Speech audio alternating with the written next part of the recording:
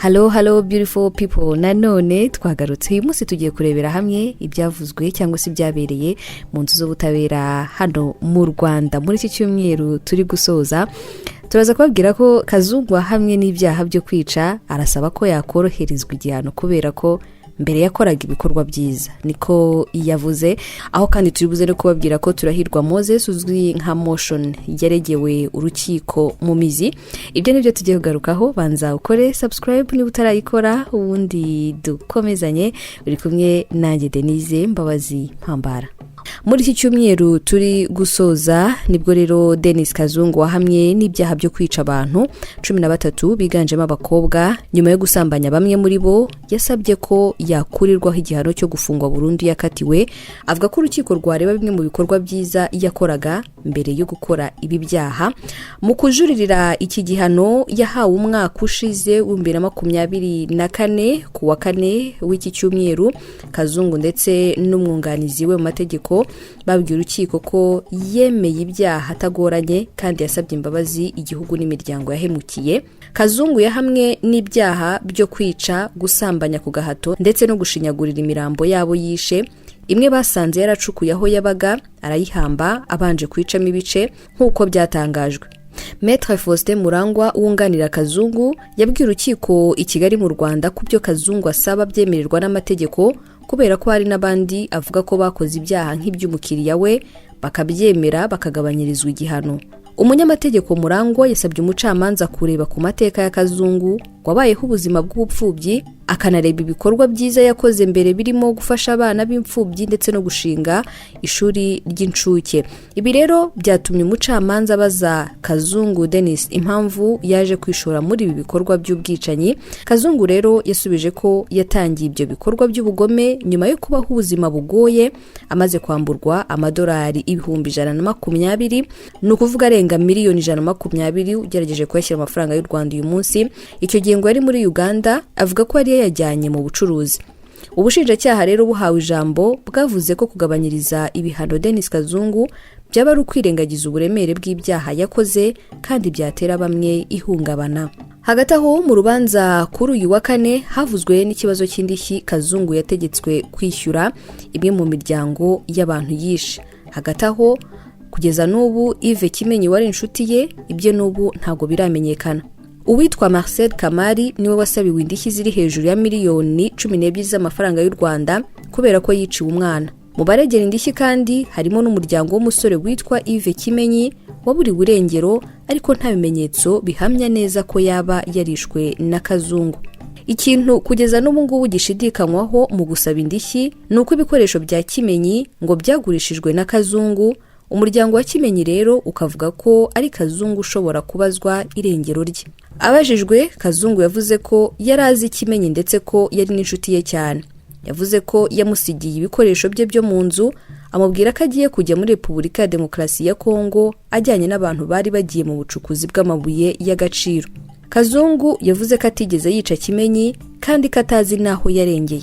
Undi uregera indishyi ni nyirinzu Kazungu yakodeshaga, uvuga ko atamwishyuye amezi menshi kandi yateye inzu y'ubusembwa bukomeye ayikoreramo ubwicanyi, akanahahamba abo yishe ku buryo abona ko nta muntu uzongera gutinyuka kuyikodesha vuba.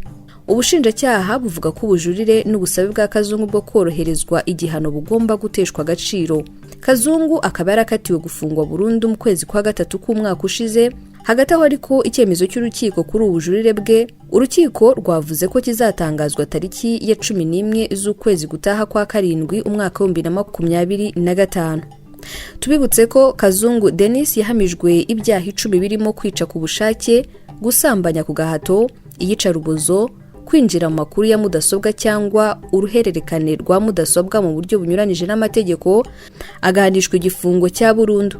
Tariki ya 8 Werurwe 2024 urukiko rwisumbuye rwa Nyarugenge rwahamije Kazungu Denis ibyaha 10 yaregwaga.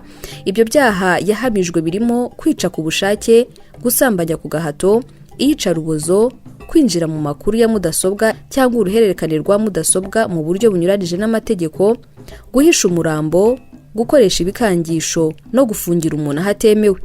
Urukiko kandi rwari rwategetse ko Kazungu atanga indishyi z'akababaro zagera kuri miliyoni 30 z'amafaranga y'u Rwanda kubagizweho ingaruka n'ibikorwa bye.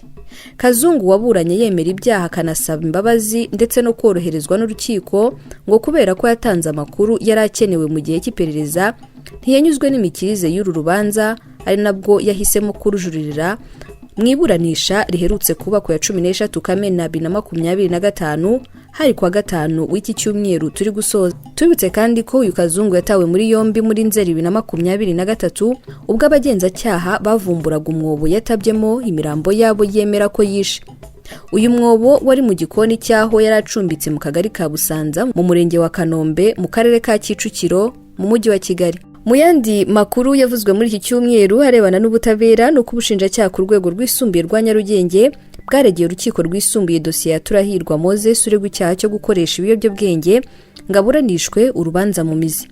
Urukiko rw'ibanze rwa Kicukiro rwategetse ko Turahirwa afungwa iminsi 30 y'agateganyo ku itariki ya 9 Gicurasi umwaka wa 2025. Ku ruhande rw'urerwa ntiyigeze ajuririra icyo cyemezo mu gihe cy'iminsi 5 muburanyi aba yemerewe. Muri iyo minsi 30 ubushinjacyaha bugomba kuregera urukiko dosiye y'uregwa mu gihe iperereza ryamaze gukorwa cyangwa bukongera gusaba urukiko kongererwa igihe cyo gukora iperereza.